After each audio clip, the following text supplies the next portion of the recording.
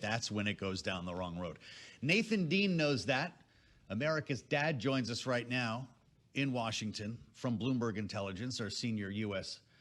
policy analyst. Nathan, you've been running odds, and I think you were, last time we talked, 40% odds on a shutdown. What did this Truth Social post do, if anything, to your numbers? So I'm still at 40%, and we're out of consensus because if you look at the prediction markets, the prediction markets are saying about a 70% chance of a shutdown. But President Trump's Truth Social post really didn't do anything for me because I didn't see any real reason why President Trump had to meet with the Democrat leadership. Because, like Mario just mentioned, the Republicans feel like they have the high ground. They've already passed a continuing resolution, a cleanish CR that goes into November. So if the Republicans are essentially just saying, look, Democrats take it or leave it. You hear Speaker Mike Johnson say that he's not going to come back until after this is resolved. And at the end of the day, and we have a morning huddle at Bloomberg Intelligence, we have a morning huddle saying, should we change these odds? And from this morning, our huddle, we essentially said no, because we just do not see the leverage that the Democrats can have going into this. And, it's one of those things where, look, we recognize the Democrats want to fight. We were talking to a Democratic aide just the other day, and he said, look, our approval ratings aren't that great, and the shutdown, if we do it, it's not really going to harm us come November 2026. That's a long time away. But at the end of the day, the party that refuses a clean CR is usually the one that pays the political price. That's great, Nathan. Nice analysis, as per usual. Markets seem to be shrugging this off as well, right? Absolutely. Once the headlines moved this morning. Yeah, markets aren't really impacted by the shutdowns all that much. Go back to the 30-day shutdown. The S&P dropped a little bit because of headline risk, but by the end of the shutdown, the S&P was actually up 5 or 10%. But there's a bigger issue here, and this is the one that our clients have been calling us on, is what about data?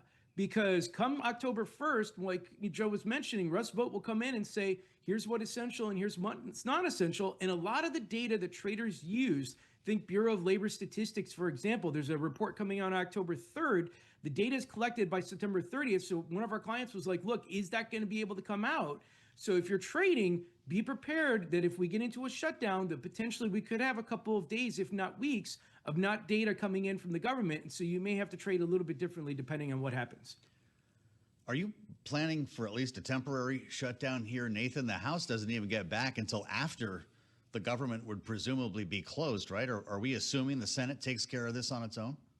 I will never assume that the Senate takes care of it on its own, because if the Senate makes a deal, then it goes back onto the House, and they're the ones that have the pressure here.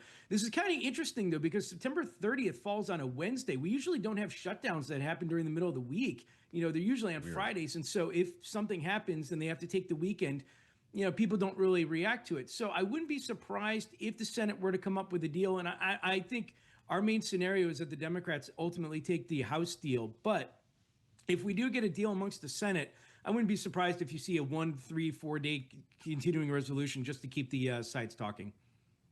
Mm-hmm. And Nathan, what's the calculation as to why Schumer and Jeffries would end up ultimately taking the deal? Do you see some type of middle ground being forged on the Obamacare subsidy extension, for example, or something on the Medicaid cuts? What would be the calculus there, do you see?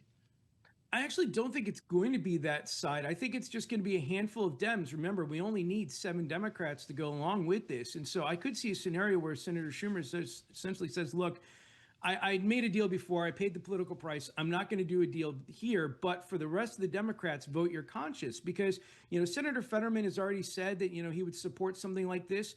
I could see a couple of other Democrats saying, look, I don't like this, but the idea of having Russ Vought going around and deeming what's essential and what's not essential could play directly into President Trump's hands. And even though we are far away from November 2026, it's all about momentum. And the last thing the Democrats want is to have their approval rating go even further because, like you said, Mario, before, it's a big deal for those of us here on the East Coast in Washington, but for Indiana, Ohio, and the folks in the Midwest and out in the rest of the part of the United States, shutdowns are usually very bad for the party that causes it. And I think the Democrats could get some blame here. So ultimately, that's why I think a handful of Dems may say, maybe we should vote for this. Really interesting. Nathan Dean, against the odds, not unlike Stumpy on the wall just behind him. See, you needed to be on YouTube to know what I'm talking about there. Nathan, we're going to be hearing from Jay Powell in a couple of moments. Is there anything that we expect he's going to say that he didn't already drop in the news conference just days ago? This is a pretty quick turnaround for the Fed chair. I don't think so. I mean, the one thing that we're trying to figure out from the investor's point of view for these banks is the idea of when are these proposals that Vice Chairwoman Michelle Bowman has been talking about. We already have a proposal out there in stress testing, and I'm talking about the regulatory side as opposed to the monetary policy side. But for the investors that are in the bank space, this is a fairly big deal because, Vice Chair Bowman has said that there are other proposals coming on the Basel III Endgame, the stress capital buffer, the GSIB surcharge, potentially another one on stress testing. So I'm not sure Jerome Powell's going to get into that into his speech as much as I wish he would, because I'd love, I always love the more regulatory side than the monetary policy side. But, that is what the bank investors really are looking for right now, because there's a lot of sentiment in the markets that there's going to be deregulation for banks coming. We need to see those proposals come out if they're going to be able to be finalized next year. And Nathan, is there any tea leaf reading to be done on just the risk management comments that Chair Powell mentioned the other day? Just the balance between the inflation mandate, but also this labor market as well. What are folks, some of the clients that are reaching out to you, what are they kind of mentioning along those lines? Well, I think a lot of the clients right now are struggling to figure out who should we be listening to. Should it be Jerome Powell or should it be Dr. Myron? I mean, because obviously Jerome Powell has signaled what his thoughts are, and, but he's only going to be around for a few more months and a few more meetings. And so, what our clients are thinking of right now is essentially trying to game plan that scenario of the first half of next year. And that also takes into account the court cases that are going on with Governor Cook and whether or not President Trump can fire her for a cause. Because at the end of the day, when you talk to our clients, the biggest concern they have is not so much what the monetary policy strategy is. And obviously, our chief rate strategist, Ira Jersey, has been doing a lot of work on that. But it's also, will President Trump be able to influence the Fed governor board? And also, will the Fed governors be able to reauthorize the regional bank presidents of the FOMC? Because that happens in February. And that would be our scenario where if the markets were to get a little concerned with the Fed, it'd be in February if the board decides to not reauthorize those regional bank presidents. Just so we understand, Nathan, is the concern that you're getting from clients, and they call Nathan all day about this stuff. It's one of the more effective anecdotal polls we have. Are they concerned the president will or will not be able to influence the Fed? The concern is the regional bank presidents would then be no longer valid, or would not be reauthorized, and then President Trump would be able to put additional individuals on, right, amongst those. It gets a little some folks in the complicated, market might like that, though, right? If it means lower interest rates, but you're clearly talking to people concerned about independence. Well, it's really two sides of the coin. We have we have some clients that are concerned about independence, and we have other clients who are saying, look, I just want clarity and I want to know what's going to happen.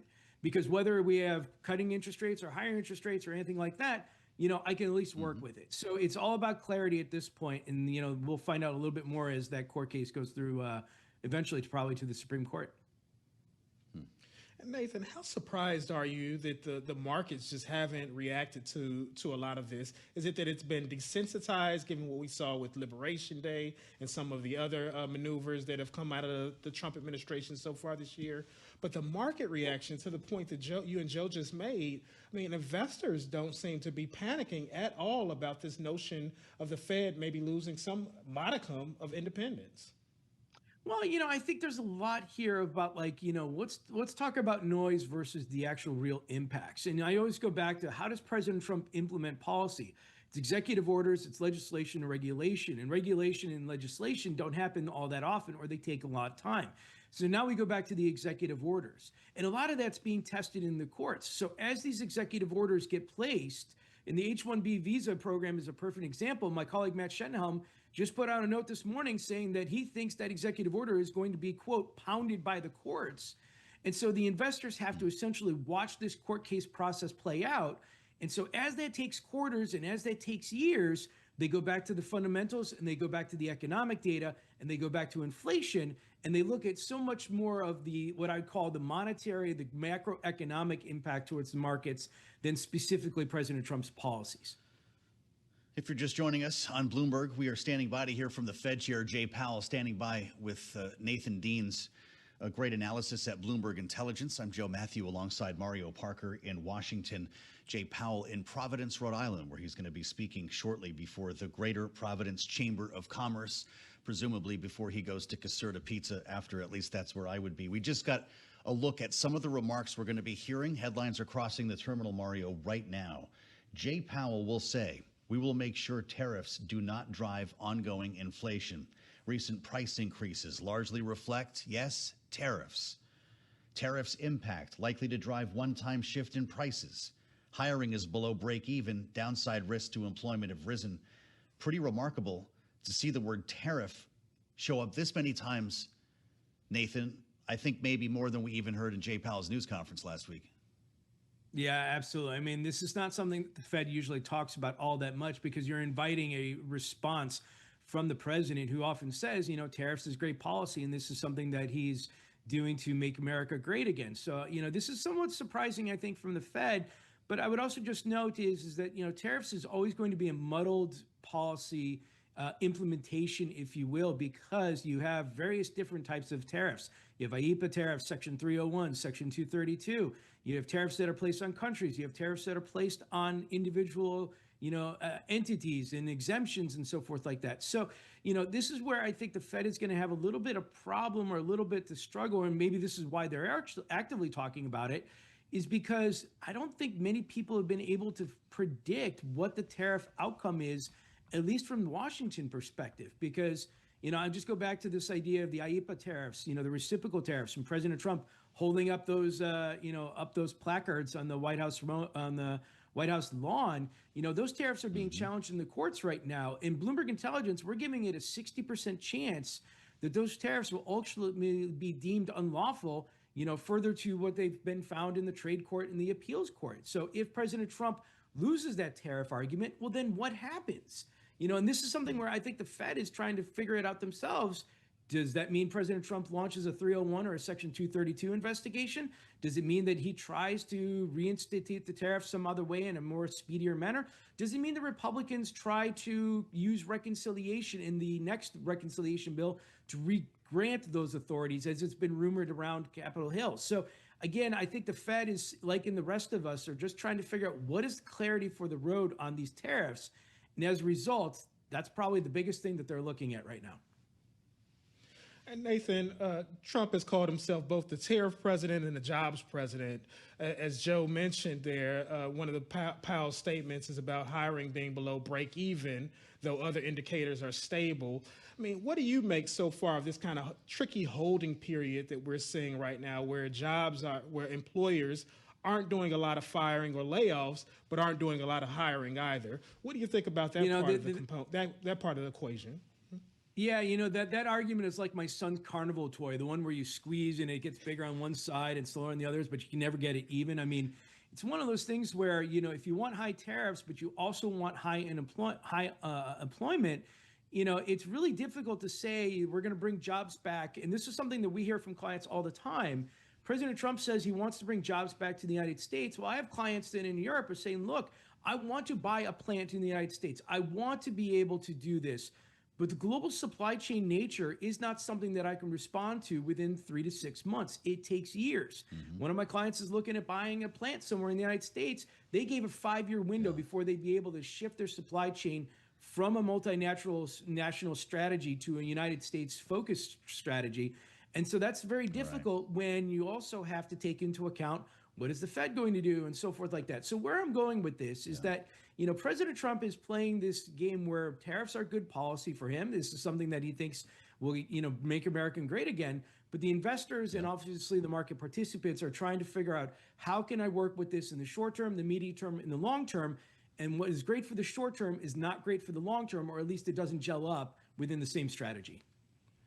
That was a good client call. I told you, Mario. We do this every week with Nathan Dean. He's the best. Bloomberg Intelligence. Look for Nathan's podcast right on our podcast feed at Balance of Power. I think we set you up pretty well for this speech. Jay Powell speaking live now